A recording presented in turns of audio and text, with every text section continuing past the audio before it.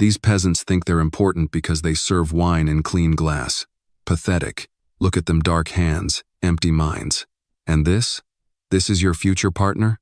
Mr. Shetty's voice oozed arrogance as he spat the words in rapid Hindi to his assistant. His eyes flicked disdainfully toward the servers lining the room, the investors seated in stiff silence, and finally rested on the glass Maya had just placed on the buffet table. But as his harsh words lingered in the air, a strange tension filled the room. No one spoke. No one reacted. The American officials glanced at one another, confused. They'd heard the tone, the scoffing cadence, but none understood a word of what he said. The official translator looked helpless, flipping through notes, realizing too late that the conversation had bypassed him entirely. Only one person in the room had understood every syllable. Maya. She stood just a few steps away, her back straight, eyes locked on Shetty. She hadn't meant to react, hadn't meant to speak. But something ancient and raw rose in her chest. Anger. Yes, but older than that. Pride, dignity. You may have money, sir, Maya said suddenly, in perfect Hindi, her voice sharp and unwavering, but no amount of wealth can hide the ugliness of your ignorance. As Maya's words hung in the air, the room once filled with silence was now charged with a new kind of respect. In that moment, she wasn't just a server. She was the voice no one expected but everyone needed. What would you have done in Maya's place? Would you have stayed silent or spoken up for what's right? Let us know your thoughts in the comments. If this moment moved you, share it with someone who needs a reminder that courage doesn't wear a uniform. And if stories like this inspire you, don't forget to like this video and subscribe to our channel for more powerful narratives that challenge prejudice and uplift the human spirit. Shetty recoiled as if slapped. His assistant dropped his pen. A gasp escaped one of the U.S. advisors. What did you just say? Shetty demanded, now switching to English. I said, Maya replied calmly, you insulted every person in this room who serves with dignity, and I won't stand silent while you do it. Who do you think you are? He barked, his voice rising. You're a maid, a server. You think knowing a few words of Hindi gives you the right to speak in this meeting? I know more than a few words, she said. And you didn't expect anyone here to understand you. That was your mistake. I want her out, Shetty roared, turning to the hotel manager. Get her out, right now. The manager froze, caught between outrage and fear. James Cartwright, the U.S. negotiator, stood slowly. Mr. Shetty, please. Let's not escalate. She insulted me.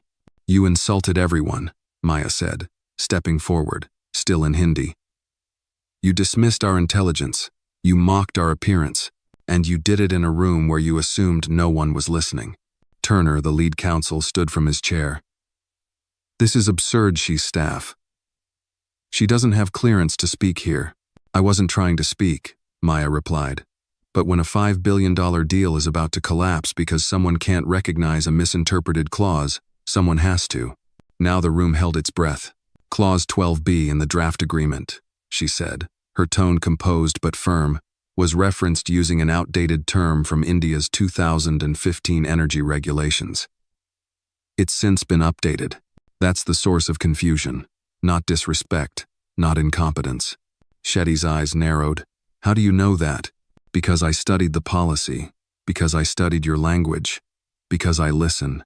Silence returned, but now it felt different, like the quiet before a shift. Shetty exhaled, still tense. But he no longer looked at her like a server. He looked at her like someone he hadn't anticipated. Cartwright turned toward Maya. Miss? Maya Parker. Well, Miss Parker, it appears you may have just saved this negotiation. For a moment, no one moved. The towering Mayflower chandelier above Maya cast a golden light over the frozen faces around the long, gleaming conference table. The tension was no longer just awkward, it was electric. The U.S. investors stared at her as if she had shape-shifted in front of them. Staff from the hotel service team peeked in from behind the doors, unsure whether to intervene or disappear. Mr. Shetty's jaw was locked tight, his cheeks flushed with a deep shade of red, not just from embarrassment, but from the realization that the lowest-ranking person in the room had just outmaneuvered him. James Cartwright broke the silence. Miss Parker, he said slowly, gesturing toward the seat beside him, if you'd be willing to sit, I think we all have a few questions. Relevant questions. Maya hesitated. She looked down at her service uniform. Her her name tag still pinned firmly on her chest. This wasn't her seat, not her room. She wasn't supposed to be part of this conversation. But the eyes that met hers now weren't dismissive. They were curious, engaged, even a little impressed. She set her empty tray on the sideboard and walked to the chair.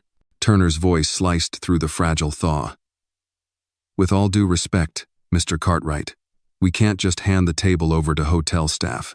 This is a secured negotiation." "And yet," Cartwright replied coolly, "that staff just prevented us from collapsing months of work. So maybe it's time we reevaluate who belongs at the table." Shetty folded his arms, glaring at Maya. "You embarrassed me in front of your people. Don't act like you're some diplomat." Maya turned to him. Her voice was even, but her words carried weight. "Respect is earned, not assumed. If you want to move forward with integrity, then maybe stop expecting silence from the people you step over." There it was again, that shift, the subtle turning of the room in her direction. Cartwright leaned forward. "Let's get something clear. Maya, you mentioned the outdated clause. Can you walk us through exactly what you saw and what was said?" She nodded, her pulse steady now. Mr. Shetty's objection was to language he believed showed ignorance on our part. He mentioned a phrase that was actually from a 2015 energy regulation, Harit Niti Sankshep, which was replaced by a new framework in 2021. But the version in the draft still referenced the old regulation. She looked at Turner.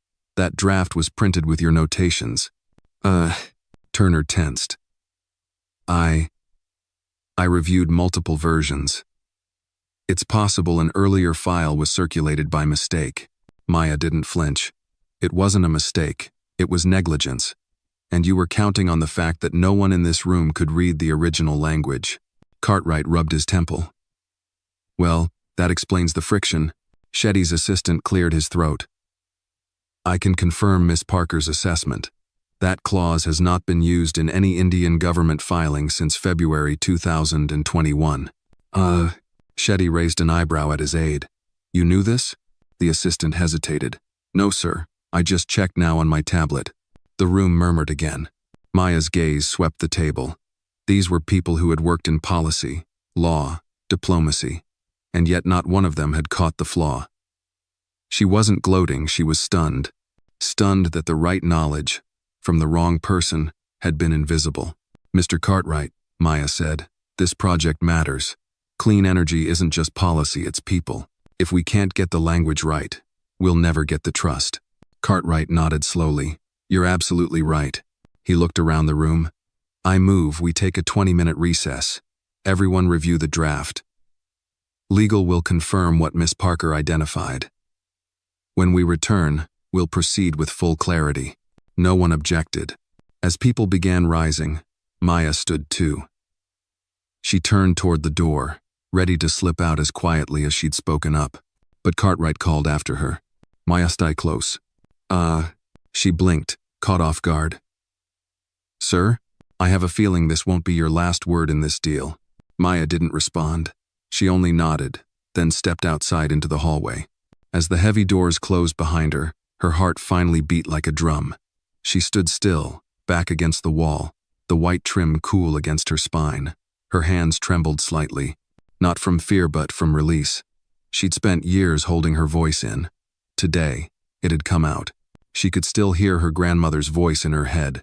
"Mouths stay shut when no one believes you matter, so teach them different." A voice called her name. It was Anna, the front desk supervisor. "Girl, what the hell did you just do in there?" Maya smiled, half dazed. "I think I might have just translated my way into trouble." "No," Anna said, shaking her head. "You just translated your way into the spotlight." And for the first time in years, Maya didn't shrink from it. The Mayflower's executive lounge was unusually quiet. Maya sat alone near a window, sipping lukewarm coffee from a paper cup that did little to settle the storm inside her. She should have returned to the service floor, resumed her duties, but Cartwright's voice still rang in her ears. "Stay close." She'd taken it as permission to wait nearby, though she wasn't sure for what. Outside, the sun was inching toward noon, casting slanted beams through the tall glass. Maya watched the reflection of passing cars in the mirrored building across the street. Her fingers, resting on her lap, curled and uncurled rhythmically, an old habit from debate team days. back when adrenaline masked itself as focus. The door creaked open. Maya glanced up. It was Cartwright. He was alone, sleeves rolled, tie loosened, and a look on his face that suggested decisions were being made faster than usual. "Miss Parker," he said, walking over and sitting across from her without invitation. "You shook a few trees this morning." She offered a tentative smile. "Did any fruit fall?" Some dead birds too." He chuckled softly, then leaned forward. "I've been working government deals for 28 years. I've had translators mess up, lawyers backpedal, diplomats ghost us mid-summit, but I've never had a server correct a billionaire and save a deal in the same sentence." Maya shifted slightly. "It wasn't planned. That's the best kind of intervention." He studied her. "How many languages do you speak?" "3 fluently. Hindi, Spanish, and French. A bit of Mandarin." "And your degree?" "Null. Political science. Double minor in South Asian studies and linguistics." Cartwright whistled low. "So what the hell are you doing serving water to people like Turner?" The question hit hard, not because it was rude, but because it was the same question Maya had asked herself 100 times. "My mom had a stroke last year. Medicaid didn't cover rehab. My brother's in school. Someone had to pay the bills. Columbia rejected my second grad application, and life got in the way." Cartwright nodded. "I understand more than you think." A beat of silence passed. "Listen," he continued. "We're reconvening in 20 minutes." Shetty's ego's still bruised, but he's calmed down. "Legal reviewed the draft. You were right. It was the outdated clause. If we'd signed as is, there'd be lawsuits within the year." "I'm glad I spoke up," she said quietly. "Good. Because I want you back in that room." Maya blinked. "Excuse me?" "I want you seated in that room, beside me. Not as a server, not as a translator, as a cultural advisor. Temporarily, for this deal. But official." Her heart skipped. "Sir, I don't." Cartwright raised a hand. "I've already cleared it with the hotel GM. Your shift is suspended for the day. You'll be compensated by the State Department as a civilian contractor. This isn't charity, Maya. You're just better prepared than half my team." Maya tried to speak but found herself overwhelmed. No one had ever given her a seat. Not without her forcing the door open. I'd be honored." "Good. You've got 10 minutes. Fix your badge, take a breath, and walk back in like you were always meant to be there." He stood, gave her a firm nod, and left as swiftly as he came. Maya sat still for a moment longer, coffee forgotten. Then she stood. 10 minutes later, she entered the conference room not through the service door, but through the main entrance. This time, the heads that turned did not look surprised. They looked expectant. Cartwright waved her over. She took the seat beside him. Across the table, Shetty gave her a cold but restrained nod.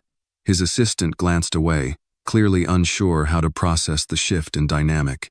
Turner, eyes narrowed, muttered, "Well, this should be interesting." Cartwright cleared his throat. "Shall we begin again?" They did. Clause by clause, term by term, the negotiation resumed. But now, every time cultural nuance came into play, Cartwright turned to Maya. She clarified, translated, interpreted intent, and gradually, the mood shifted from formality to flow. By the end of the session, Shetty was speaking directly to her. "You should be doing this full-time," he said in Hindi, "not hiding behind glasses and trays." Maya met his gaze without blinking. "Then maybe stop assuming we all belong in the background." He nodded once, tight-lipped, but this time, it held respect. When the final draft was printed and signatures exchanged, applause filled the room. Cartwright leaned toward her and whispered, "You just negotiated a $5 billion deal before lunch. Welcome to the big leagues." And just like that, Maya Parker wasn't a server anymore. She was something else entirely. And the world was beginning to notice.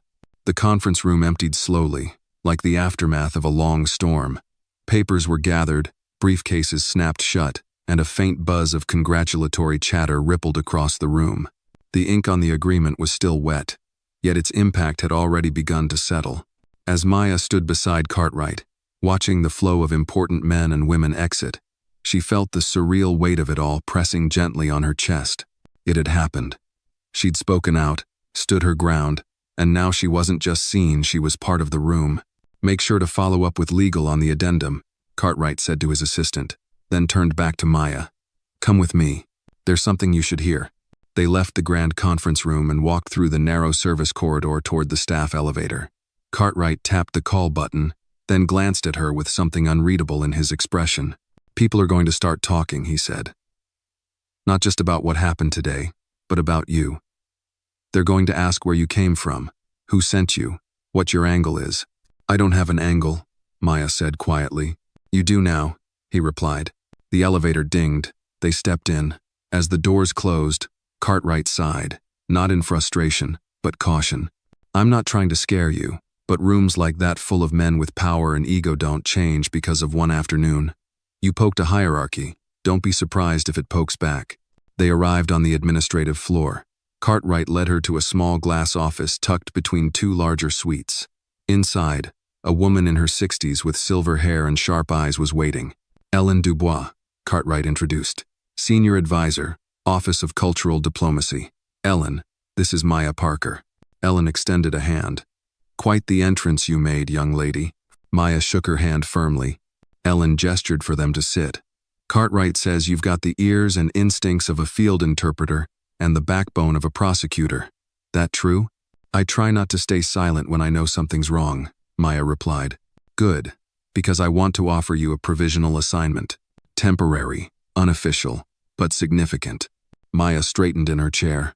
"Last year," Ellen continued, "a similar deal in Singapore unraveled because our team missed two culturally coded terms. We embarrassed ourselves. What you did today, stopping a mistake like that before it happened, is exactly what we need more of." Cartwright added, "We're assembling a task group. Think of it as a cultural firewall. Advisors who understand more than just language, who understand nuance, power dynamics, context." Ellen leaned in. "You wouldn't be the first woman in the room, but you might be the first who got there by sheer force of voice." Maya was quiet. This wasn't just a compliment. It was an invitation to something real, something that pulled her far from serving trays and name tags. "What would the assignment involve?" she asked. "For now, a temporary secondment. You'll sit in on briefings, flag potential missteps, work with translation staff. Quiet presence, but essential. And afterward?" Ellen smiled. "We'll see how well you dance with the wolves." Maya nodded slowly. "I'm in." "Good." Ellen stood, offering a small folder. "Your badge. Temporary clearance. Cartwright will show you the ropes." Outside the office, the hallway was quieter than before, but Maya felt the vibration of change beneath her feet. She followed Cartwright back down toward the lobby, her mind spinning. As they passed the hotel's main elevator, they nearly collided with Turner. He wasn't smiling. "Quite the story, isn't it?" he said coolly. "The maid who outsmarted the room." Maya met his gaze. "You mean the woman who caught your mistake?" He stepped closer. "You got lucky. You embarrassed a billionaire in front of a federal team. Do you really think that ends well?" Cartwright took a step between them. "That's enough, Turner." Turner held up his hands, mockingly. "Just offering some career advice. Flashy moments make headlines, but they also make enemies." He walked off, leaving behind a bitter silence. Maya turned to Cartwright. "Was he always like that?" Turner's sharp. "But he plays to win, not to grow. People like him see corrections as attacks." "He made a mistake," she said. "And he knows it. That's what scares him." Cartwright looked at her seriously. "You need to understand something. What you did wasn't just smart. It was disruptive. And disruptions, even when necessary, don't go unpunished in places like this." Maya took a breath. "So what do I do?" "You keep being excellent," Cartwright replied. "And you stay 3 moves ahead." That night, as Maya returned home exhausted, heart still racing, she stood at her apartment window, watching the city hum beneath her. In the silence, she remembered her father's voice, gentle and steady. "You can't ask the world to hear you if you whisper.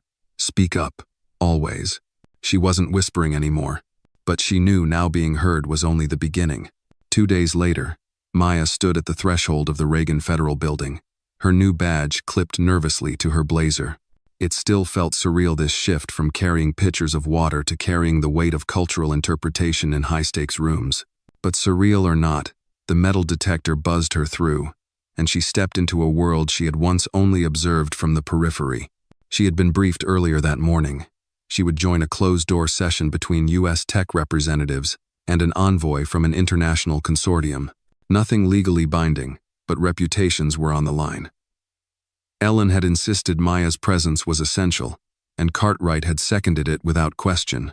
As she entered the small observation room attached to the main conference hall, Maya was greeted by an unfamiliar facia man in his mid-50s, gray-haired, tightly wound, and with a badge reading, Grayson Nichols, Policy Lead. "You're the one who made the splash at the Mayflower," he said flatly, not looking up from his notes. "Yes, sir," Maya replied, keeping her tone neutral.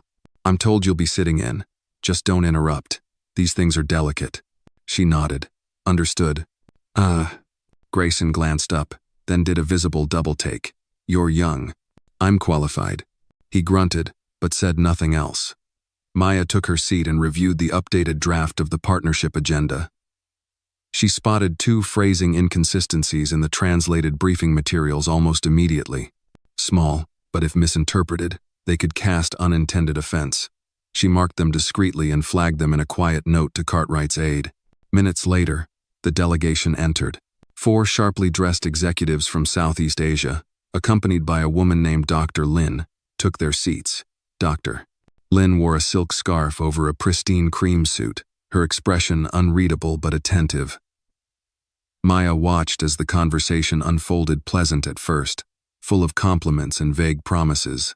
But as they began discussing software governance, Maya noticed something shift. One of the American presenters used the phrase, compliance enforcement, several times too forcefully, in her opinion. In Vietnamese culture, direct impositions, especially using language that implies control or oversight, often create quiet resistance. Maya leaned slightly forward, catching Cartwright's eye through the side window. He nodded, giving her the signal. She tapped her mic. "With respect, I suggest we consider replacing enforcement with mutual compliance framework. The original term may imply unilateral oversight." There was a pause. Dr. Lin looked toward the glass, clearly having heard. "Miss Parker?" Cartwright said, smoothly looping her in. "Would you mind joining us for this portion?" Maya entered the main room and offered a polite nod. She adjusted her scarf subtly, mirroring Dr. Lin's, then addressed the room in a steady voice. "In Vietnamese negotiations, language is a bridge, not a barricade. Our intention is shared governance. I believe a small linguistic shift can realign that tone." Dr. Lin smiled faintly. Spoken like someone who knows where diplomacy truly begins. Grayson shifted uncomfortably, but stayed quiet. The remainder of the meeting ran more smoothly. Maya stepped back into the observation room afterward, heart still thudding. She knew she'd walked a tightrope and didn't fall. After the session, as Cartwright gathered his things, Grayson lingered behind. "You speak Vietnamese?" "Some. Enough to understand formality and implication." He folded his arms. "You made me look like I didn't prep my team. I didn't intend that. Doesn't matter. Perception is power, Miss Parker." Maya met his eyes. "Then maybe we should focus more on the perception our guests leave with." He didn't respond. Outside in the hallway, Ellen was waiting. "He'll come around," she said as they walked. "I'm not trying to start turf wars," Maya replied. But you're occupying space that was previously unchallenged. That's always a threat to someone." They turned a corner, heading toward the elevator. "You've got a gift," Ellen continued. "But I need to know, can you handle the pressure when the rooms get tighter, the stakes higher, and the egos more fragile?" Maya paused. "I was raised by a woman who survived Jim Crow laws and still taught me to speak 6 languages before I was 15. I think I can handle fragile egos." Ellen chuckled. "Good, because next week, you're going to Brussels." Maya stopped in her tracks. "Brussels? There's a summit. Energy, cultural equity, digital diplomacy. Cartwright wants you on the ground team. Observing, intervening if necessary." Maya took a breath. 2 weeks ago, she was polishing glasses. Now she was headed to Europe as part of a federal diplomatic task group. "Pack light," Ellen added. "And remember, the higher the room, the quieter the weapons." Maya nodded. She wasn't just in the room anymore. She was becoming part of the strategy. The air inside the government-chartered jet was unusually quiet calm, but loaded with expectation. Maya sat by the window, her seat angled just enough to give her a view of the clouds drifting beneath them. Brussels was 6 hours away. 6 hours from yet another threshold she'd never imagined crossing. Across the aisle, Cartwright was reviewing a digital dossier. He wore a headset but kept glancing over at her, as if trying to gauge how she was processing the shift from hotel service to high-level diplomacy. He finally pulled off the headset and leaned over. "Nervous?" he asked. "Yes," Maya replied, not pretending otherwise. "I don't even know what's waiting for me there." "Good. That means you're paying attention." He handed her a slim folder. Inside were briefing notes, cultural summaries, and an invitation to a private policy roundtable held at the U.S. consulate in Brussels. At the top, her name was listed under Linguistic and Cultural Advisory, Observer status. "Observer," she murmured. Cartwright smirked. "You'll be more than that, but officially, let's keep it light for now." Maya nodded, flipping through the notes. She recognized a few names: ambassadors, tech CEOs, even a senator who'd once spoken at her college commencement. The stakes were clearly high. "Why me?" she asked, not out of doubt but necessity. "Why not someone already inside the system?" Cartwright looked at her for a long moment. "Because the system misses things," he said finally. "It filters out people like you not because of lack of skill, but because you don't fit the mold, and the mold is flawed." She took a breath, considering that. "I still feel like someone's going to figure out I don't belong." Cartwright leaned back. "Then prove that you do." The plane landed just past 9 a.m. local time. A sleek black vehicle was waiting on the tarmac, and they were driven directly to the U.S. consulate where a team of aides greeted them. Maya followed Cartwright through security, scanning the architecture stone corridors, minimalist artwork, the quiet bustle of power moving without noise. She was taken to a temporary office to review documents before the evening reception. Her nerves were steady, but her thoughts were racing. This was no longer about catching one translation error. This was diplomacy at scale. At 7:30 p.m., dressed in a simple black suit with a navy silk scarf, Maya entered the consulate ballroom. She scanned the crowd, well-groomed professionals, a mixture of languages floating like perfume through the air. She spotted Ellen Dubois in one corner, deep in conversation with a European commissioner. Cartwright waved her over to join a small circle of American and European delegates. Introduction passed quickly. "This is Maya Parker," Cartwright said. "She's assisting us with cultural and linguistic insight." An older man, sharp-eyed and French, arched a brow. "A new face. How refreshing. You don't come from the usual path, I take it?" "No, sir," Maya replied with a small smile. "I came through the kitchen." There was a brief pause, then soft laughter, the kind that signals curiosity rather than dismissal. As the evening wore on, Maya spoke little, but listened sharply. She caught undertones moments when the American side unintentionally pressed too hard, or when a phrase landed awkwardly in translation. Twice, she gently offered alternatives, each time met with gratitude or intrigued glances. It was during one such interaction that she noticed him. A man in his late 40s, well-dressed, standing near the bar with two others. He wasn't speaking, but he was watching her. Their eyes met briefly. He nodded, then turned away. "Who is that?" she whispered to Cartwright. He glanced. "Luca Arendt, former diplomat, now a private advisor for one of the EU economic boards, keeps to himself. Sharp mind, but plays long games." Maya felt the look linger long after he turned.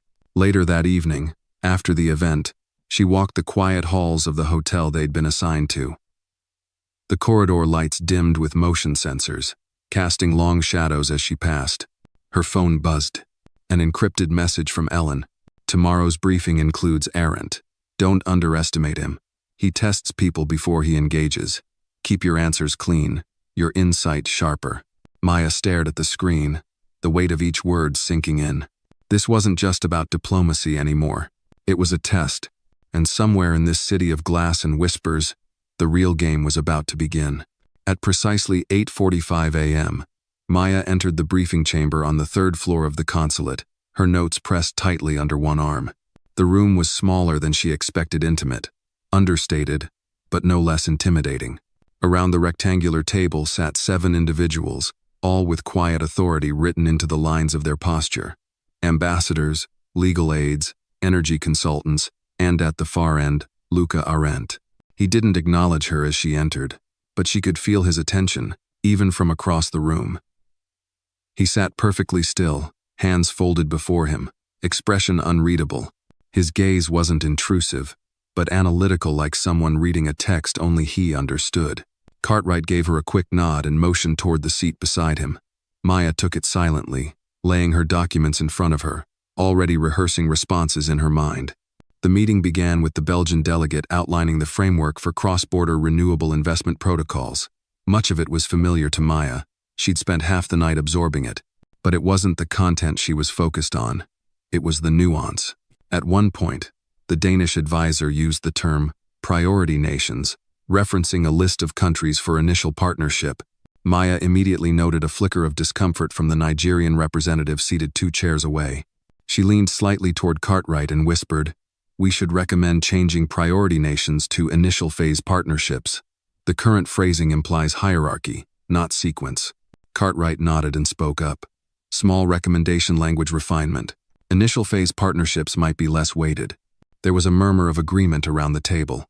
Even Arendt gave the smallest of nods, as if confirming her intuition. But it wasn't until 40 minutes later that the first real shift occurred. During a discussion on global data rights and cross-sovereign AI governance, a debate broke out over the legal jurisdiction of digital identities. One delegate argued that corporations should lead data policy. Another insisted on state oversight. Then, for the first time, Luca Arendt spoke. "Miss Parker," he said, his tone perfectly civil. "You've been quiet, yet your eyes suggest you have something to say." Maya looked up, surprised but ready. "Only an observation. When a company owns a user's data, the state loses its moral leverage. But when the state alone owns it, civil liberties risk being compressed. It's not a matter of who holds the key, it's who decides when it gets used." Arendt smiled faintly. "Poetic, but actionable?" "Actionable means compromise. Transparent oversight panels with both sovereign and civil representation. Legally binding thresholds for when data can be accessed, and by whom, and clear appeals mechanisms that reach beyond national borders." For a moment, silence. Then Arendt leaned back, fingers steepled. "That's a concept I proposed 3 years ago. It was dismissed as too abstract. Maybe it was ahead of its time," Maya said, holding his gaze. "You seem to enjoy walking lines others fear," he replied. "I grew up knowing that silence often costs more than speech," she answered. The room seemed to shift around them again, subtle but certain. The temperature of the conversation changed. From that moment forward, Maya was no longer an observer. She was a participant. After the session, as people gathered in smaller circles, Cartwright placed a hand lightly on her shoulder. "Well played," he said. Maya exhaled, only now realizing how hard her muscles had been working to stay poised. "Was that a test?" "Every word he speaks is a test." They stepped aside to get coffee from a small bar cart set up in the corner. As Maya stirred in cream, Arendt approached. "Miss Parker," he said, tone polite. "Walk with me." She hesitated, but Cartwright gave her the smallest nod. Outside the briefing room, the hallway was quiet, the noise of the world distant. "I watched how you watched," Arendt said. "You don't just listen to language, you listen to weight." "I try to listen to what people think they're hiding," she replied. "Dangerous gift. Only when it threatens power." He stopped walking, turning to face her. "You're not here by accident, Maya. But understand this room's like that?" He pointed back toward the chamber. "They don't mind new voices. What they mind is clarity. And you speak with too much of it." Maya squared her shoulders. "Then maybe they need to be uncomfortable." Arendt studied her for a beat, then gave a quiet laugh. "I'm not your enemy. I'm just one of the few who sees where this might lead." "And where's that?" "To a world where people like you stop being exceptional and start becoming expected." He turned and walked away. And for the first time since her voice echoed through that gilded ballroom back in D.C., Maya felt it. She wasn't just walking through a door anymore. She was pushing it open for others. The evening sky over Brussels hung like velvet, a dark canvas scattered with golden lights. From her hotel window, Maya could see the distant silhouette of the Grand Place. Tourists wandered the cobblestone streets, laughter floating through the cool air, but inside her room, the mood was far from light.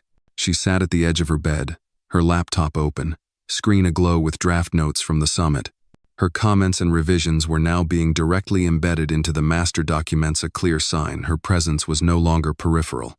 She was being trusted, but trust in these circles was a coin with two faces.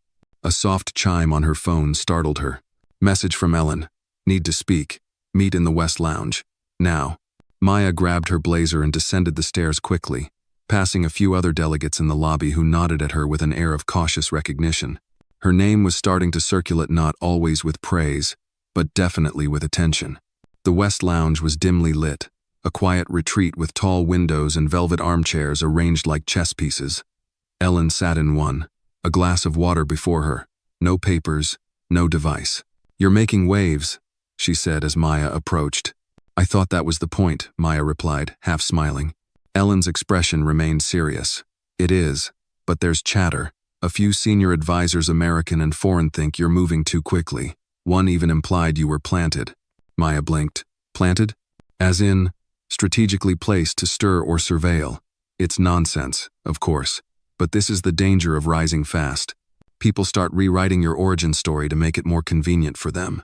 Maya sank into the chair across from her. "So what do I do? You stay precise, clear, document everything, and you keep doing what got you here, being smarter than their assumptions." Ellen leaned forward. "But I need you to watch someone. Grayson Nichols." Maya's posture stiffened. "He's from our own side." "Yes, and he's also been feeding alternate summaries to the European Digital Oversight Panel. Skewed versions, downplaying certain cooperative clauses. Word is, he's trying to push a parallel proposal through a private tech consortium." Maya's brow furrowed. "Why would he do that?" "Because people like him bet on control, not equity, and your voice threatens that." Maya took a long breath. "What do you want me to do?" "Nothing loud. Just observe. If he makes a move in tomorrow's data session, twists terminology, undermines collective authority, I want it noted, flagged, and quietly corrected." Maya nodded. She wasn't new to surveillance, just new to doing it in marble rooms. The next day began with a quiet tension humming beneath the diplomatic smiles. The data security session was held in a long, vaulted chamber with acoustics so crisp even whispered conversations hung in the air. Grayson was already seated when Maya arrived, speaking casually with a Dutch executive. His demeanor was smooth, almost bored, but Maya knew better. As the moderator introduced a framework for unified digital identity protocols, Grayson raised a hand. "I'd suggest we soften the enforcement clause by referencing regional data autonomy models, rather than binding governance. There's cultural sensitivity at play." Maya recognized the phrasing intentionally vague, enough to allow powerful private entities to bypass transnational scrutiny. She scribbled a note, glanced toward Cartwright. He met her eyes and nodded ever so slightly. When the floor opened, Maya leaned forward. "If I may," she said, "while regional autonomy sounds inclusive, it lacks accountability. If we truly intend for cross-border protections, we must keep the original term, binding governance with transparent appeals. Without that, we're backpedaling into loopholes." Several heads turned. Grayson's eyes narrowed. "The goal here is diplomacy, Miss Parker," he said coolly. "And diplomacy isn't served by ambiguity," she replied, evenly, "especially when it affects people's data, identity, and rights." The room was still. Then the German delegate spoke. "She's correct. The original clause reflects what our public expects." The wording stayed. After the session, Grayson approached her near the courtyard steps. "You think you've figured this game out, don't you?" he asked. "I think I understand the rules enough to see when they're being bent. You've made enemies. I've made allies too." Grayson smiled without warmth. "For now." She watched him walk away, tension simmering behind his tailored calm. Later that evening, as Maya debriefed with Cartwright and Ellen, she recounted the exchange in full. "You did well," Ellen said, "but we're shifting terrain now. Be ready. The summit ends soon, and some won't want you in the next phase." Maya leaned back, fatigue weighing her bones. "I didn't come here to last forever. I came to tell the truth. And that," Cartwright said quietly, "is exactly why we need you to stay." Outside, Brussels continued humming, but Maya knew beneath the lights, the real summit had just begun.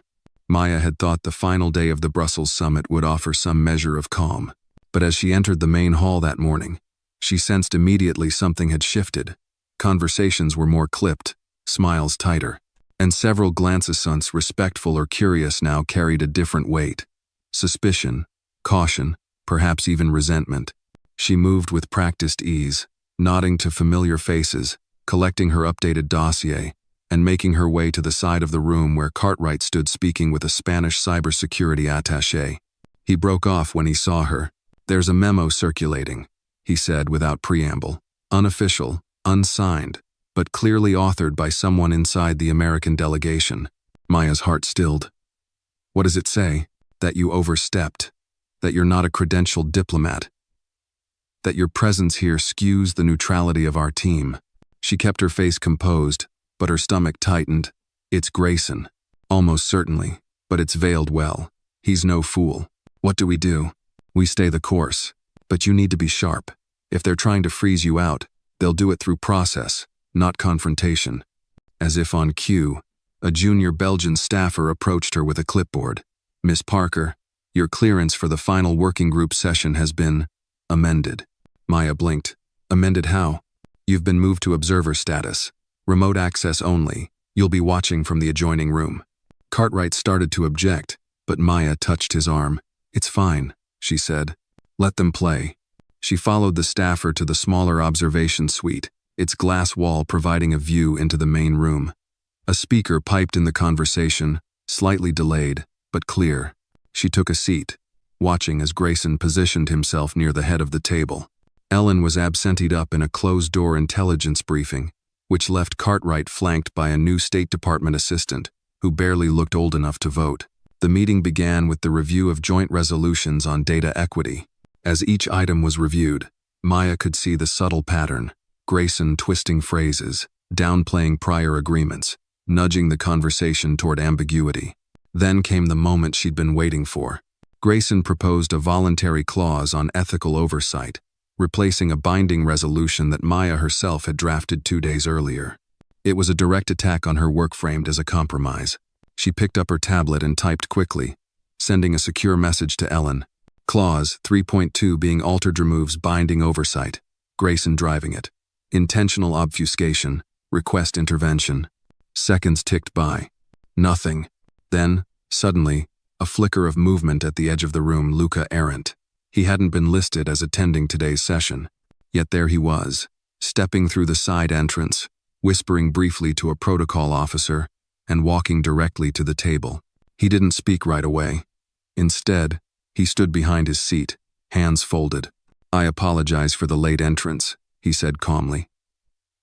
"But I felt compelled to comment on Clause 3.2. A voluntary clause, as proposed, may appease political sensitivities, but it invites legal chaos." Grayson stiffened. The term voluntary was intended to encourage cross-cultural buy-in. "And yet," Arendt continued, "the original phrasing had already secured preliminary consensus from 7 nations. Changing it now not only undermines progress, but risks unraveling the framework entirely." He looked directly at Cartwright. "May I ask if the original author of that clause is present?" Cartwright glanced up toward the observation window. Maya stood. Arendt turned ever so slightly. "Miss Parker, would you care to clarify your intent?" The speaker in the room clicked on, allowing Maya to speak. Her voice was firm. The clause was designed to protect data sovereignty without sacrificing enforceable standards. Voluntary compliance invites selective interpretation. It's a polite way of giving up accountability. Silence. Then one of the Nordic delegates spoke. "I support reinstating the original language." Another chimed in. "Agreed. Voluntary oversight lacks teeth." Grayson tried to recover, but the momentum had turned. The clause remained as Maya had written it. After the meeting, Cartwright and Arendt met her in the observation room. "You're getting very good at playing their game," Cartwright said. "I'm not playing," Maya replied. "I'm just refusing to fold." Arendt smiled. "Then be warned, refusing to fold makes you a target." Maya looked between them. "Then I guess it's time I started building armor." That night, in the quiet of her hotel room, she received a new message. This one wasn't from Ellen or Cartwright. It was anonymous. "Watch your back. Not everyone who claps is on your side." Maya stared at the screen for a long time. Then she deleted the message and began drafting her next report. The sun rose late over Brussels the next morning, filtered through the gray gauze of low-hanging clouds. Maya sat alone in the breakfast lounge of the consulate, a half-empty cup of coffee cooling by her hand. The summit was officially over, but in diplomatic circles, the real conversations often began once the documents were signed and the photographers had packed up. She scrolled through her tablet updates from Cartwright, a briefing memo from Ellen, and a secure packet from the Department of State marked, Urgent, Privet. The message was short and direct. Your work has been escalated. Director Chen would like to debrief with you, Washington, 36 hours. Priority 2 clearance arranged. Travel details forthcoming. Maya set the tablet down slowly, heart thudding. She had expected more time. But clearly, someone higher up had been watching and wanted her on the board. As she stood to leave, she caught sight of Luca Arendt stepping into the lounge. He moved with quiet deliberation, coat draped over one arm, as if unbothered by the swirling political dust the summit had left behind. Maya, he said, joining her table uninvited. Congratulations are in order. For not being devoured. The final vote, the clause you defended, those were significant wins. They were collective wins. Arendt smiled. Modesty is charming, but unnecessary. You made people uncomfortable, and you didn't back down. That's not a trait common in these halls. She tilted her head. Then why are you here, really? You're too seasoned to spend your time watching. He leaned forward slightly. Because people like Grayson are not anomalies. They are the architecture, and unless someone dismantles the scaffolding quietly, methodically, people like you will always be guests in rooms you've earned. Maya studied him. Are you offering to help me? I'm offering insight. I can open doors, yes, but more importantly, I can teach you how to stay inside once they close. Before she could respond, her phone buzzed. Message from Cartwright. Change of plans. Debrief happening on site. Arendt's presence requested as external consultant. Meet in conference chamber 3A. Maya glanced up, expression sharpening. Arendt's eyes twinkled, just slightly. Well, he said, rising, seems the game continues. They walked together through the corridor, past tired aides and staffers preparing departure packets. Inside chamber 3A, Cartwright, Ellen, and 2 new faces were already seated. One was a tall woman in a charcoal suit, Director Chen. Miss Parker, Chen said, standing to shake her hand. Thank you for joining us. I've reviewed your full summary from the summit. Thorough, precise, and unusually intuitive. Thank you, ma'am. We have a situation, one that may require your continued involvement, quietly, but deeply. Ellen slid a folder across the table. Maya opened it to find transcripts partial and redacted of internal communications between private contractors and a US-based tech firm with known ties to Grayson Nichols. They're trying to seed a parallel agreement tone that would override the summit's resolutions using third-party corporate treaties, Chen explained. No official fingerprints, but if it succeeds, everything your team accomplished will be ceremonial. Maya felt her jaw tighten. So it's sabotage. Legal sabotage. But yes, Cartwright replied. And you want me to fly to New York, Ellen said. There's a closed strategy session happening between the firm's leadership and a small group of legal advisors. You'll be there under the guise of a cultural consultant. Listen, observe, report. Arendt added, Grayson's fingerprints won't be there, but someone is acting on his behalf. We need to know who. Chen folded her hands. You're not under threat, but you are visible, which means subtlety matters. This is no longer about diplomacy, it's about leverage. Maya nodded slowly, absorbing the room's gravity. And if I find evidence? You send it, we act. She rose from her seat. When do I leave? Tonight. As the meeting dispersed, Cartwright walked her to the hallway. This will be different, he said. More shadows, less applause. I didn't come for applause, Maya replied. I came to keep people honest. He smiled, tired but proud. Then keep doing exactly that. Back in her room, Maya packed quickly, movements fluid, efficient. She thought of the anonymous warning from the night before, of the invisible hands working behind Grayson, of the quiet war no one admitted was happening. As the car arrived to take her to the airstrip, She took one last look at the Brussels skyline, the old and new pressed together in steel and stone. She didn't know what waited for her in New York, but she did know this: she would not be quiet anymore. And no matter what shadows lay ahead, she would walk into them with her eyes wide open. New York was loud in a way Brussels wasn't. The noise wasn't just traffic, and Serenset was layered urgency, people moving with purpose but never peace. As Maya stepped out of the black car onto 52nd Street, the wind pushed back her coat like the city was trying to test her resolve. She didn't flinch. The headquarters of Zernex Solutions loomed ahead, a towering block of glass and chrome, its entrance lined with planters that tried to soften the building's hardened edges. She approached the security desk, handed over her credentials sewn from the Department of State, the other coded to a fake cultural consulting firm crafted by Ellen's team. Inside, she was greeted by a woman in her 40s named Valentina Cole, Zernex's head of international relations. Sharp suit, softer smile. "Miss Parker," she said, shaking Maya's hand, "we're honored to have you with us. Your name's traveled faster than most press releases." Let's hope it's for the right reasons," Maya replied calmly.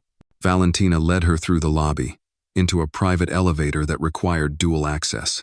"You'll be sitting in on a regional strategy session, mostly policy heads, a few legal observers, and a representative from the Asia-Pacific Trade Group." They stepped into a conference room overlooking Midtown.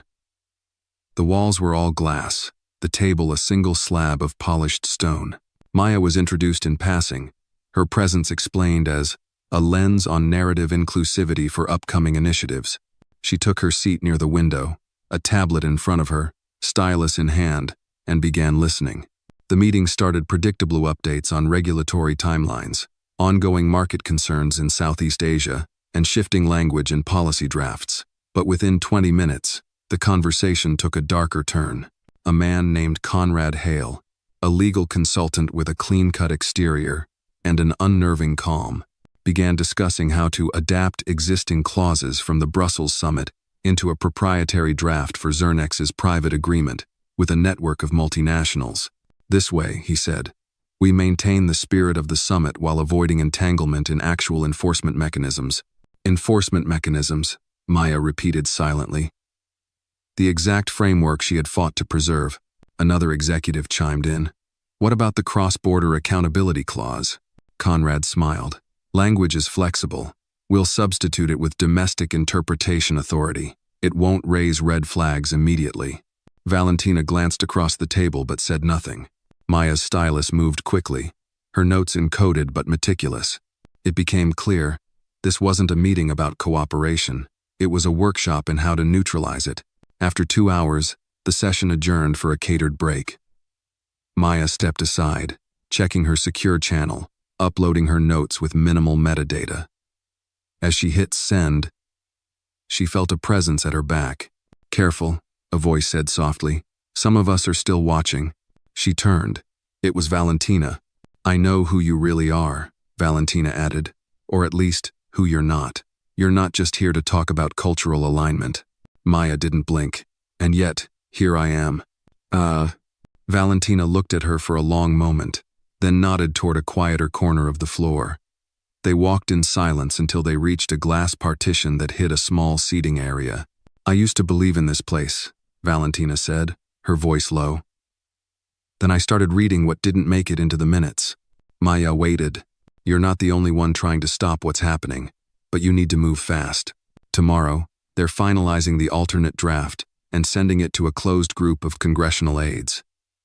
If it lands, it will override everything your team fought for in Brussels." "Who's backing it?" Maya asked. Valentina hesitated. "Not just Grayson. There's a funder, private, untraceable. They're laundering influence through philanthropy arms and shell firms." Maya nodded. She'd seen this pattern before, but never this close. "I can't expose them," Valentina said. "Not without burning every bridge I've built." "You don't have to," Maya replied. "Just tell me where the draft is stored." Valentina looked around, then wrote something on a slip of paper and passed it to her.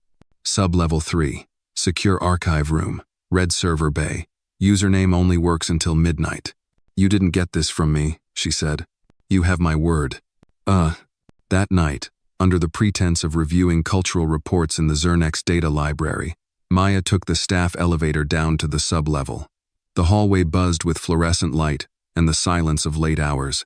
At the far end, she found the archive room.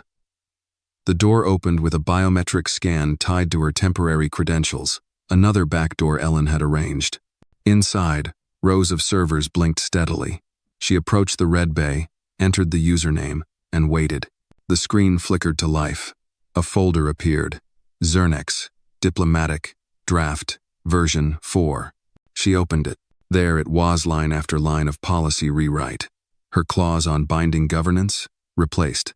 The phrasing around ethical appeals? Gutted. The language was dressed up, but the structure had been hollowed out. She copied the entire folder, encrypted it on a secondary drive, and logged out. As she turned to leave, her phone vibrated. Anonymous message. They know. The hallway outside was still. Maya slipped the drive into her boot, closed her coat, and walked calmly back to the elevator. Her face betrayed nothing. The war she was in now wasn't just about words. It was about who controlled the silence between them. The evening outside Zernex had surrendered to silence, the city's skyline glowing faintly through the rain-spattered glass. Maya descended in the near-empty elevator, her pulse steady but urgent. In her coat pocket, the encrypted drive felt like a live spark against her leg. Back in her room, she closed the door softly, windows dark beneath the storm. She placed the drive on the desk beside her laptop, then powered it on and plugged in the USB port. The indicator light blinked steadily. She opened the encrypted drive to review the files before sending them to Ellen and Director Chen. Line by line, the rewritten draft scrolls across her screen. Subtle subversions. Terminology stripped of enforceability. Ethics clauses rebranded as advisory notes. She paused at one section. Article 4.2, Oversight Framework, now downgraded from binding to recommended best practices. The betrayal felt colder than the Brussels rain. Her phone buzzed a second anonymous message. You have 1 hour. Maya swallowed. No panicked breath, only action. She opened her secure comms and wrote, To Ellen, Cartwright, Director Chen. Subject, Urgent. Zernex TCP breach discovered. Encrypted draft retrieved. They're bypassing the summit with a private alternative. See, attached extract. I need extraction plan. She attached a 2 megabytes excerpt, redacted where necessary. She hit send. Within seconds, the outgoing indicator listened. Seconds later, a reply from Ellen. Secure evac ready at 0100 H burn all devices. Trust no one in Z office. Maya stood. She grabbed the USB drive, a small flashlight, and a jacket. She didn't need many things, only survival and truth. At exactly 0100, the knock on her door came. 2 silent figures in black coats, Cartwright and Arendt. No words exchanged. They handed her a secure laptop bag containing a fresh laptop with a burner SIM, charcoal suit, and a ticket for a midnight flight from Newark. Under harsh stairwell light, they gave instructions. Cartwright warned, they'll try to trace you after departure. Apps, credit, access, assume they'll shut it all down. Arendt's gaze lingered. You're a signal now. Worth protecting. But also worth mining. Remain unpredictable. Maya nodded. They left without goodbye. The rain had eased, but the air was still raw with tension. She exited the hotel through the service door, slipping into the night, phone off, coat pulled tight against her back. In the consulate's lobby, the hush of late hours felt surreal. The lights flickered as she passed international flags lined down the hall, silent witnesses. She reached the exit onto Rue de la Loi, retrieved her phone, deleted all recent calls and messages, and placed it offline in the jacket's hidden pocket. A black SUV waited. She entered quietly. The engine started, and they were off. They passed under bridges, through empty boulevards. Cartwright spoke for the first time. You did well, but now, it's about survival and testimony. You'll be asked to testify before a Senate Oversight Committee, possibly several. Maya swallowed. I'm ready. Arendt gave her a nod of respect. Your story will shift battlegrounds. It'll be personal now. Keep your narrative clear. The summit was overridden. This file proves it. At Newark, they slipped her through a side entrance. She boarded the midnight plane, the cabin dark except for dim ceiling lights. She changed into the charcoal suit in the cramped lavatory, leaving the service uniform behind. As the aircraft lifted off, Maya stared at the dark horizon through the oval window. Cloud shadows drifted across the moonlit sky. She held the drive close. This wasn't just about policy. It was about power, betrayal, and her place amid it all. And as she flew toward Washington, she understood something clear. She would return with the storm. Washington, D.C. emerged beneath the clouds like a chessboard of power. As the plane touched down at dawn, Maya watched the marble facades of federal buildings slide into view, the monuments rising like quiet sentinels. Her phone remained off, the drive still warm from the pressure of her grip. Everything she carried now was fragile safety, her truth, her role in a war that no one admitted publicly but everyone inside the circle could feel. A black government vehicle waited just beyond the tarmac. 2 agents escorted her silently, no names exchanged. She was taken to a temporary safe house tucked near Logan Circle, the kind of place that looked ordinary cream-colored walls, a wrought iron fence but had reinforced windows and 3 layers of encrypted access. Inside, Ellen was already waiting. She wore no makeup, her hair in a tight bun, her eyes sharper than ever. She didn't smile when Maya walked in. She simply said, "They know you took it." Maya nodded. "And I'm not sorry." You shouldn't be." But this just became something else. She handed Maya a printed memothic with redacted blocks. The cover read, "Preliminary Intelligence Findings, Zernix TCP Leak. Last night, while you were in the air, the Department of Commerce received a forged memo discrediting your participation in the Brussels summit. They're trying to bury your involvement, retroactively revoke your clearance. Luckily, Cartwright anticipated this." Maya said, "How do we fight a shadow campaign when the other side owns the light? We bring witnesses into the light, loudly, quickly." Ellen slid another document toward her. "You're going to testify before the Senate Select Committee on Technology and Oversight. Tomorrow." "Tomorrow?" Maya leaned back. "That's not enough time. It has to be. If they bury the document before the hearing, the truth disappears." Maya closed her eyes for a moment. Her heart pounded not from fear, but from the sheer weight of what she was being asked to carry. "What do I tell them?" "Exactly what you saw, what you heard, what you stopped. Leave no room for spin." That afternoon, the prep began. A secure team coached her through potential lines of questioning, political landmines, legal traps, credibility challenges. Maya listened, absorbed, corrected them when they misrepresented the Brussels timeline. Her memory held each clause, each betrayal, each silence that had tried to consume her. When the lights dimmed in the conference room and the team dispersed, Ellen lingered. "You need to understand something," she said softly. "Tomorrow isn't just about the file. It's about everything you represent. They will try to dismantle you, not just your work, your voice, your background, even your right to speak. I'm not afraid of them. Number. But you'll need more than courage. You'll need composure, because the minute you flinch, they'll use it to rewrite the story." Maya nodded. She had flinched before in private. When her mother was humiliated by a manager who thought her accent meant she was ignorant, when teachers underestimated her, when men spoke over her, when systems bent to protect themselves, but she had never flinched for long. That night, alone in her temporary room, she lay awake, staring at the ceiling fan spinning gently above. She thought of her mother, her late grandmother, who had once been a domestic worker in Louisiana. She thought of the names she carried, those who never got to sit at tables like this, whose truths were never recorded in official minutes. And then she thought of Grayson Nichols. The man had spent his life building doors he could lock from the inside. But tomorrow, Maya would kick one wide open and stand in the doorway with the world watching. At precisely 9 a.m., the next morning, Maya stepped into the Hart Senate office building. Her charcoal suit was pressed, her badge clipped, her face calm. A dozen reporters waited outside, shouting questions she didn't answer. She didn't need to, not yet. Inside the chamber, the senators sat in a horseshoe, some curious, others wary, one or two clearly hostile. Behind them, aides scribbled notes and reporters tapped quietly on tablets. The hearing began. "Maya Parker, please state your name for the record." She did. "And your role in the Brussels summit?" "I was an independent policy consultant brought in to advise on ethical data frameworks and cultural impact clauses." "You are not a diplomat, Miss Parker." Why were you involved in negotiations at that level? Because the truth doesn't need a title to be spoken. A murmur rippled through the gallery. Senator Dwyer, one of the senior committee members, leaned forward. Let's talk about the file you retrieved from Zernex. Why did you access a secure corporate server?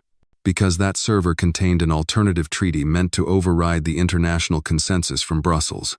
A treaty designed to bypass public accountability. And I had reason to believe that if I didn't act, no one else would. Another senator asked, "Is there proof?" Maya reached into her binder and slid a sealed envelope across the table. This is a full extract of the alternate draft, along with metadata tracing its creation to Mr. Conrad Hale and reviewed by representatives tied to Zernex. The aides collected it. The senators scanned the cover pages. One of them, Senator Aguilar, nodded slowly. "I read your clause," he said. Article 4.2. It was strong, clear, and someone tried to erase it. "Yes," Maya said, "because strong words threaten weak power." The room fell into silence, and for the first time since she arrived in Washington, Maya felt the tide shift. They were listening, not because they wanted to, but because now they had no choice. The Senate chamber cleared after Maya's testimony, the echo of her voice still hanging in the air like a verdict before it's delivered. Reporters packed the corridor outside, shouting questions she couldn't and wouldn't answer. Inside, Maya stepped into a private conference room reserved for staff. Cartwright and Ellen waited behind a polished oak table. Their expressions were grim but hopeful. "Very good," Ellen whispered as she closed the door. "But this isn't over." "Do they believe the file?" Maya asked softly, her voice steady but tired. Cartwright leaned forward. "Enough to initiate an inquiry into Zernex. The Senate can issue subpoenas, but legally, they need more corroboration." Maya nodded. "I've provided the entire extract. Now we need voices," Ellen said. "We need someone from inside to step forward." Silence followed, heavy with implication. Maya met their eyes. "Turner," she said, naming the counsel who coordinated the Brussels deal. "If he speaks the truth, the clause chain will hold. If he contradicts," Cartwright finished her thought, "he'll unravel the whole thing." They spent the next hour devising strategy. Ellen outlined legal parameters. Cartwright handled logistics, protecting her once the subpoenas started flying. Finally, they released her. "Housekeeping note," Cartwright added. "Your badge is revoked. You don't return to the office." I understand." She left the chamber, heading down the stairs into another storm, this one of cameras and flashing lights. She managed a quiet exit through a side door into a waiting SUV. Ellen rode shotgun. Cartwright followed in the rear seat. "You did it," Ellen said, voice low. "But the real fight starts now." Maya stared out at the rain-slicked street. They arrived at a secure government safe house by noon. Tech experts had already copied her seized laptop, scanned for preemptive tampering, and begun tracing the origins of the leaked file. Lawyers arrived to prepare for expected litigation. Ellen guided her to a private study. "We've scheduled internal interviews. We need to hear from Turner, Shetty's assistant, possibly even someone from Zernex who can verify chain of custody." "And if they refuse?" Maya asked. "Then we move to coercive testimony, grand juries, deposition orders." Maya closed her eyes. "We go all the way." Ellen's expression softened. "You're sure?" She met her gaze. "A person's rights shouldn't depend on who saves them." Ellen paused, then nodded. "We'll start today." Within hours, subpoenas were delivered. Turner was summoned. Conrad Hale and Valentina Cole followed. Maya watched each interview, verifying consistency, probing for cracks, chasing corroboration among experts at consulates, embassies, energy panels. Turner's testimony was damning. He admitted the earlier version, named names, revealed his own pressure from Zernex influencers. Conrad Hale confirmed the rewritten draft's origin. Valentina provided context, though the language was watered down moments after Maya's first correction. The chain formed. Meanwhile, Grayson Nichols remained silent. His face never appeared in public. Ellen had arranged covert intelligence gathering, flights, dinner reservations, paperwork, but he vanished from sight, too cautious to emerge. On the fourth day, the Senate committee reconvened. Witnesses delivered sworn statements, each reinforcing Maya's initial report. Experts explained the importance of enforceable clauses in digital governance, echoing Maya's language. One by one, the narrative solidified. An international consensus had been deliberately undermined by private interests using diplomatic facades. On the final day, the committee released a statement. A bipartisan majority finds sufficient evidence that Zernek's solutions, through corporate mechanisms, attempted to bypass the binding frameworks agreed at the Brussels summit. The Senate will refer the matter to the Department of Justice for further investigation. Maya listened as reporters scribbled. Flashbulbs burst. Senators shuffled papers. A ripple ran through the room, a wave of accountability from which no official could hide. Outside, the rain had stopped. Washington's streets glistened. Maya stepped onto the walkway, umbrella raised, cameras pressing forward again. Ellen and Cartwright flanked her. "You okay?" Cartwright asked. She looked at him, then beyond. "No," she said after a moment, "but I will be." Ellen squeezed her hand. That's the truth. As they moved through the crush, Maya realized this wasn't just her fight anymore. It belonged to everyone who believed that justice speaks when someone dares to listen.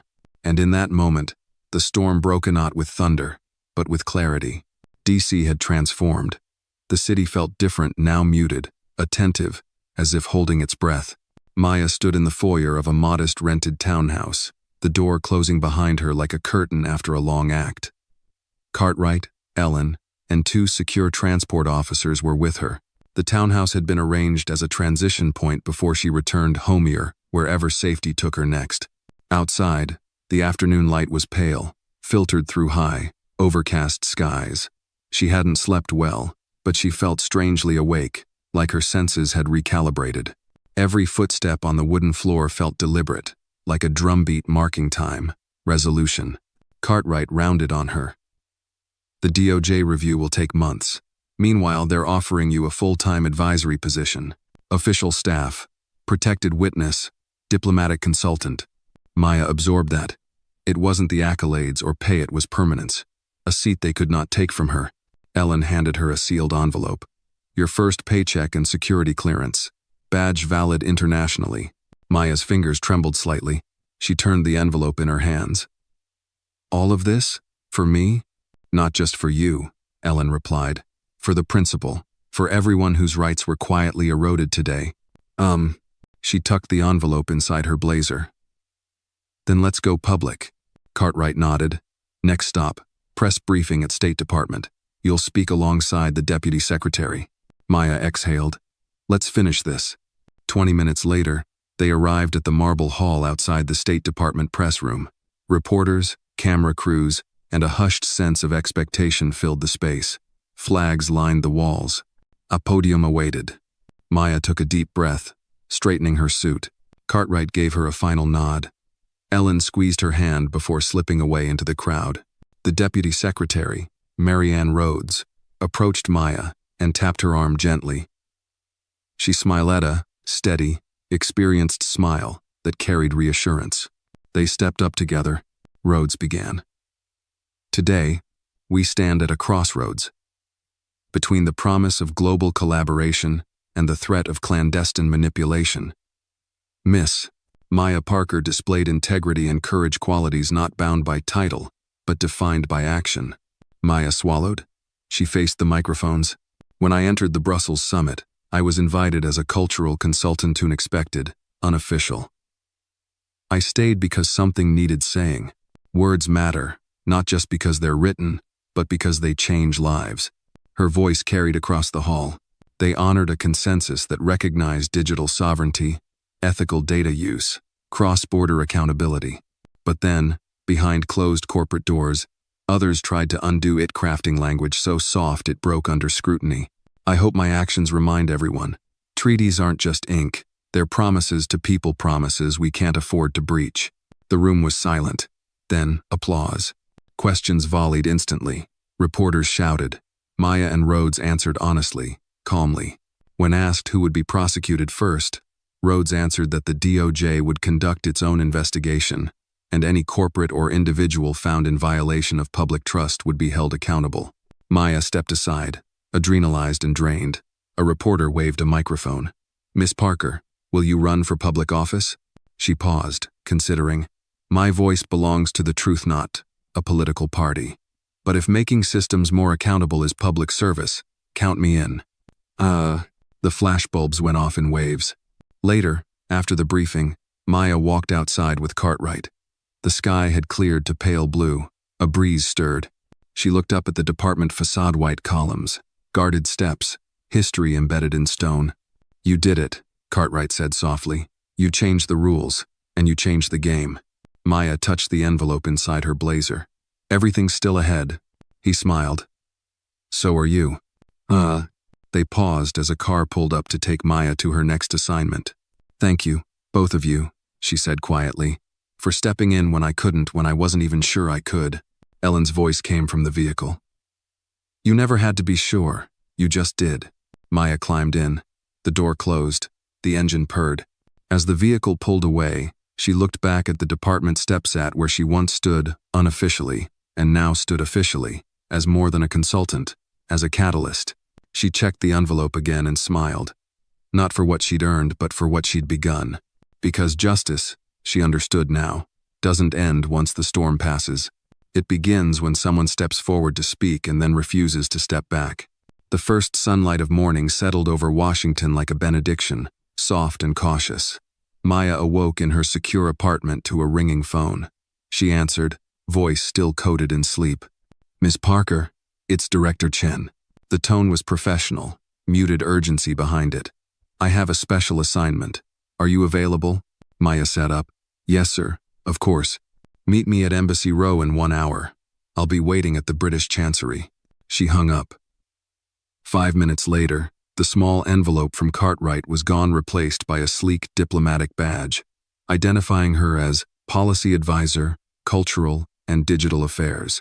She dressed deliberately, recalling each step of her journey: tray server, freelance consultant, Senate witness, and now this new rank, one earned in storm and trial.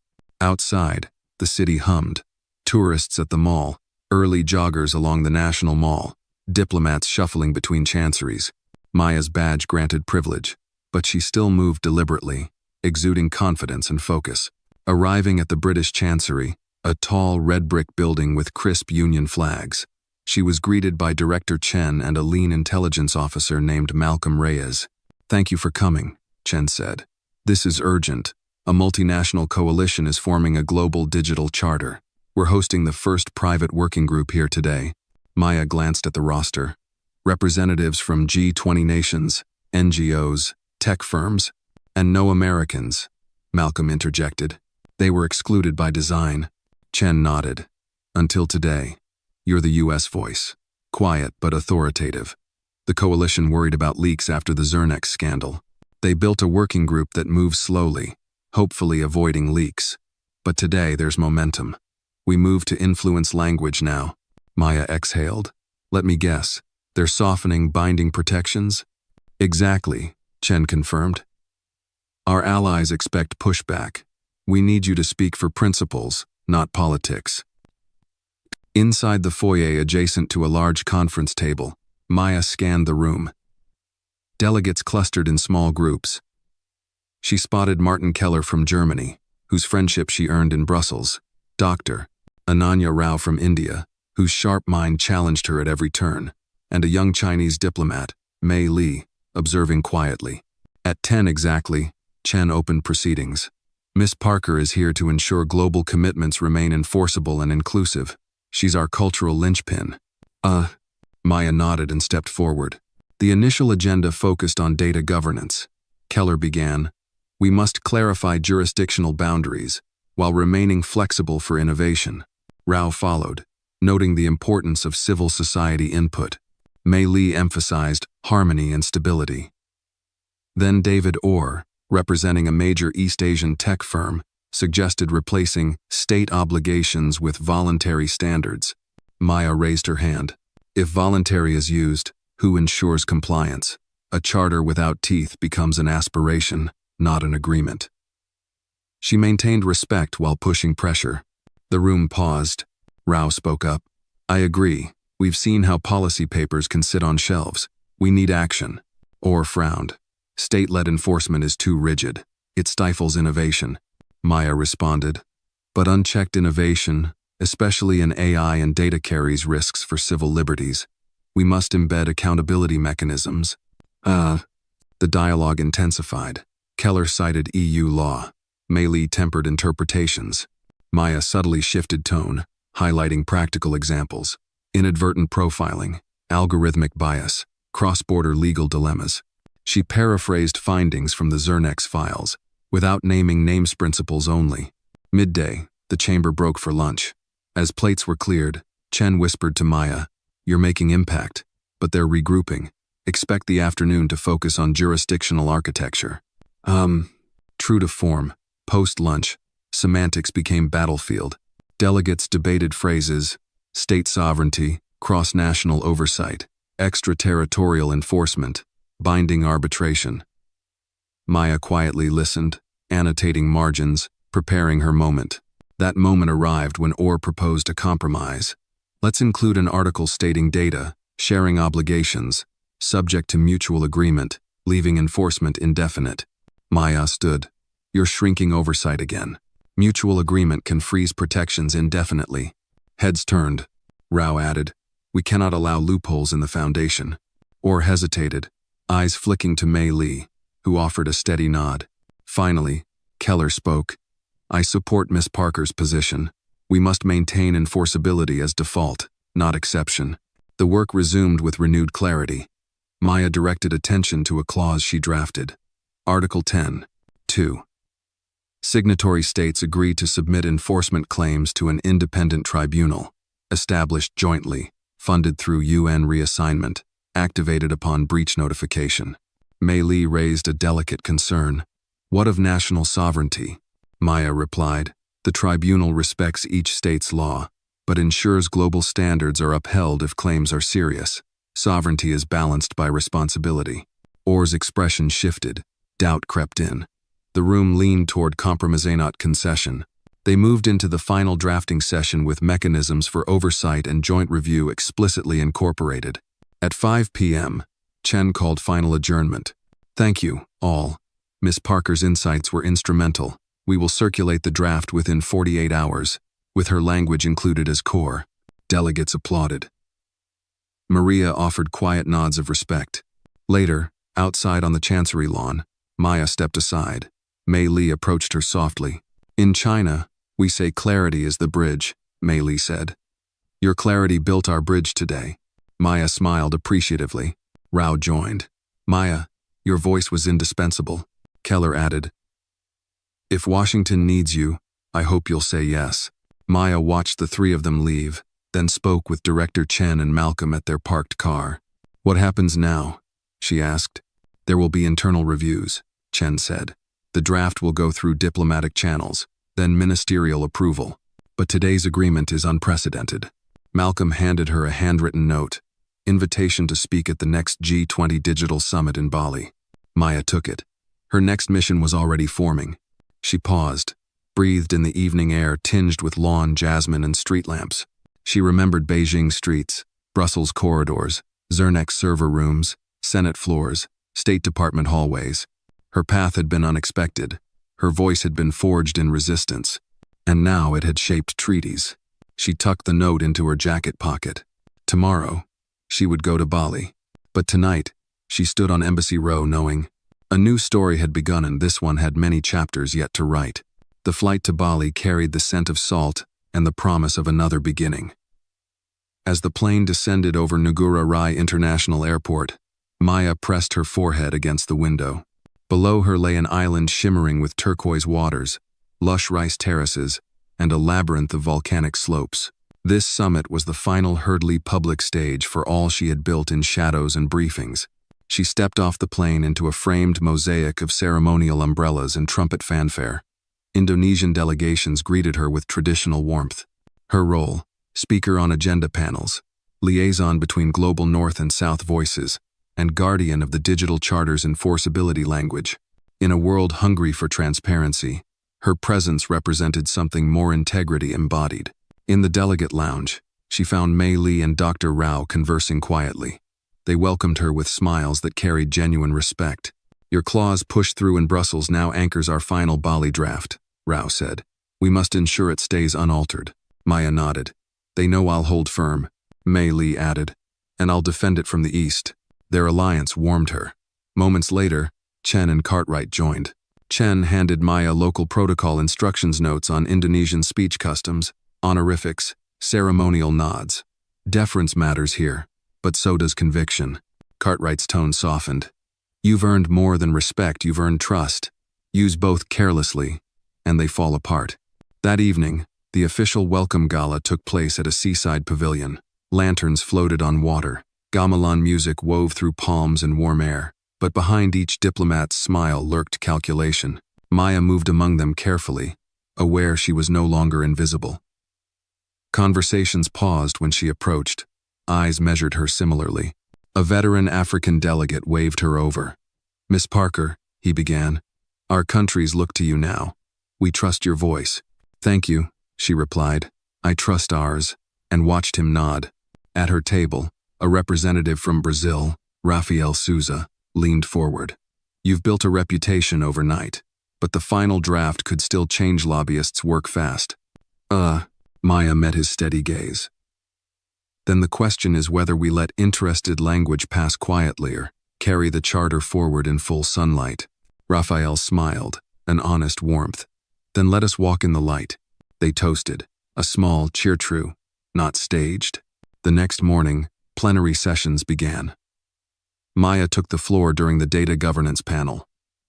She wore an Indonesian batik scarf, a nod of cultural respect. Cameras recorded, translators clicked into action. In Bali, she said, voice firm, we stand at a digital crossroads. Either we enshrine accountability through enforceable charter language, or we accept a future where treaties become talking points, not instruments of change. Delegates murmured. She stressed that the tribunal mechanism from Brussels was now reinforced by oversight committees, civil body integration, and sunset review periods. Her presence projected conviction. Her policy language carried authority. Afterwards, advisors surrounded her with questions and notes. Chen hovered observing from afar, satisfaction plain in her posture. By mid-afternoon, closed-door sessions began. Maya attended one with Keller, Mei Li, Rao, and a high-ranking Indonesian official. They combed through revised articles, ensuring no back-channel edits or subtle softening. Each clause stood firm. They included additional protections for indigenous digital data and open-source transparency reporting. When a delegate attempted to insert industry advisory boards with oversight veto power, Maya gently but firmly objected, citing potential corporate interference with public oversight. Mei Li and Rao backed her. The clause was dropped. Consensus held. Evening came. The summit neared its close. In the final plenary, Maya stood next to the Indonesian digital minister. Through interpreters, she delivered the closing remarks. The charter was unanimously adopted. It would move forward to ministerial ratification in G20 and G77 countries. It codified accountability, oversight, and enforceable rights. Applause echoed. Cameras flashed. Delegates embraced. Maya stepped aside, hands gripping the podium rail until the music faded. On her face relief, pride, calm resolve. Later that night, under a full moon, Maya walked along the beach with Chen and Cartwright. The waves whispered approval. She looked out at the horizontal world shaped by words she'd defended. Cartwright broke the silence. You turned a storm into a treaty. Maya breathed in the salt air. It was never just clauses. It was trust, global trust. Chen added, now it's on ministers and parliaments. But you've set the foundation. Maya smiled. Then I'll build more foundations. Cartwright watched her. Where to next? She turned with quiet certainty. Wherever words need weight and where promises need voices. The moonlight caught the ocean's shimmer. And there, at the edge of world waters, a new chapter was being written, her voice weaving them together in steady chords of accountability and hope. The sun rose golden over Bali's shoreline on the final morning of the summit. Maya stepped onto the open-air balcony of her villa, the smell of frangipani heavy in the air. Below, the delegation's buses wound through tropical foliage, heading to the closing ceremony. Behind her lay months of preparation, accusation, midnight escapes, Senate halls, and global negotiations. Ahead lay ratifications, legal reviews, and she hoped a new era. Her phone buzzed. A message from Chen. Ministers will begin signing today at 10 o'clock. Your speech at closing gala. Be ready. Maya closed her eyes, letting the breeze carry her thoughts. Then she straightened her suit and headed downstairs. Inside the banquet hall, delegates gathered for the final gala, this time in traditional Balinese attire. The air thrummed with anticipation. She saw familiar faces: Keller, Mei Li, Rao, Raphael. Even the sometimes hostile Orr applauded her quietly. At 10 o'clock, the procession began. Ministers took the stage one by one, signing plaques that symbolized the charter's adoption. Cameras flashed and applause rose. When it was Maya's turn, she stepped forward to hand each surname engraved pen to each minister. It was symbolic papers passed through her hands, words affirmed by their signatures. As Rita Wijaya, Indonesia's minister, placed the final signature, Chen leaned in. Your moment. He led her to a modest podium center stage. The room stilled as Maya faced hundreds of officials. I am not a minister. I do not represent a nation, she began. Her voice reflected calm confidence. I am here because words matter and because promises deserve both scrutiny and action. She paused, looking at each dignitary. This charter, now signed by 20 countries, represents more than legal text. It represents trust. Trust that when data crosses borders, rights and responsibilities cross with it. Trust that innovation will not trample human dignity. Trust that collective voices matter more than isolated profit. In the front row, Mei Li touched her arm in quiet solidarity. Keller nodded firmly. Dr. Rao's eyes shimmered. Maya continued. This journey began in a Mayflower conference room, when a dismissed voice dared to speak and found it could shift the floor beneath global power. Tonight, your signatures echo that moment. They declare that enforceability matters, that accountability cannot be voluntary, that the world demands clarity, not ambiguity. Applause welled. She concluded, let the Bali Digital Charter mark the beginning of a future, where every promise is held to its word and every voice is heard. The work continues, but tonight, we stand together, with hope, with purpose, and with unwavering conviction. The hall roared. Delegates stood, flags lining the walls waving and hands raised high. Cameras swallowed the moment. Maya stepped off stage, the weight of accomplishment in her gut. Chen and Cartwright descended to greet her. You made history, Chen said, voice hushed. Cartwright offered his hand. You carried the moment, and you carried us all with it. Later, outside on the courtyard lanai, candlelight dancing over gentle ocean spray, delegates toasted the charter's success. They laughed, embraced, shared hopeful dreams for its implementation. Maya stood at the edge of the crowd, watching stars blink over water. A thought crossed her mind. This moment would be a memory, a badge, a sentence in history, but still just a sentence. Her work would follow it. She felt a gentle tap on her shoulder. Raphael smiled. This is your legacy, but it's not your destination. She looked at him. I know. Her mind reached forward to oversight systems, legal frameworks, education, community inclusion. This was not closure, but foundation. Soon small groups began drifting, the party quieting. Chen returned. I've arranged flights home, and briefings in New Delhi and Berlin next month, she said. Your schedule's full. Maya sided with the finale rising in the distance, the ocean's true applause. She tapped her blazer pocket. Inside it, the first envelope Cartwright gave her with official paperwork. A reminder that her seat at the table wasn't temporary anymore. Her voice, forged through challenge, had found its stage, and her legacy was more than words. It was action.